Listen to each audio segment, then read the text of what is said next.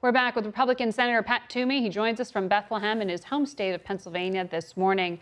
Senator, welcome to the program. You just heard Senator Blumenthal lay out his arguments as a Democrat, his concerns about a Supreme Court nominee.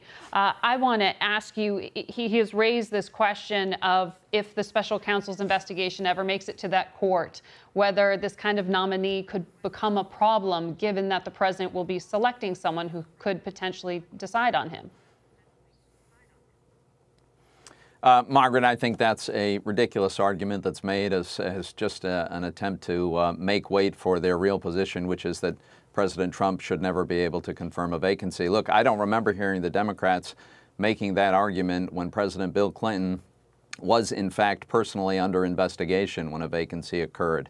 My understanding is that President Trump is not himself personally the subject of the investigation even. Mm-hmm. So I think that is a non-argument. And we needn't pay any attention to it.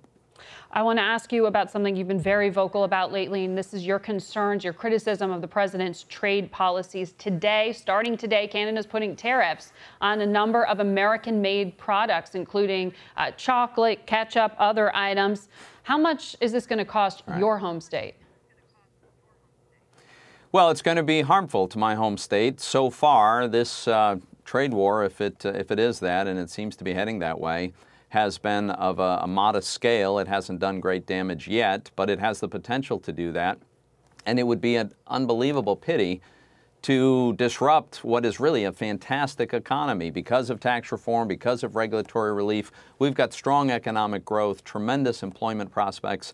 So I don't want to see a trade war undo that and limit the ability of Pennsylvanians and Americans generally to buy and sell goods and services with our neighbors and allies, which is, after all, who this is targeting. But you have tried and now failed twice to take back in Congress some control over the president's ability to put these tariffs in place, citing national security grounds. So would you withhold your vote to confirm a Supreme Court nominee in order to get the kind of vote you're asking for on tariffs? No, that won't be necessary. I do want to have a vote to restore to Congress its constitutional responsibility to have the final say on the imposition of tariffs, especially when it's national security that's invoked as the rationale. But there is uniform, I believe, uniform Republican Senate support for us allowing that debate, allowing that vote. Not all of my Republican colleagues agree with me on the substance. But there was no Republican objecting when Senator Corker and I sought to have an amendment, sought to have that vote. It was a Democratic colleague reflecting concerns on the Democratic side. Their position is we shouldn't even be able to debate this. We shouldn't be able to vote. Has Republican leadership given you a date? We will have multiple options, Margaret, where there is no procedural opportunity for the minority party to block the vote. We will have this vote, and Senator McConnell and my Republican colleagues are not going to attempt to block the ability to have that vote.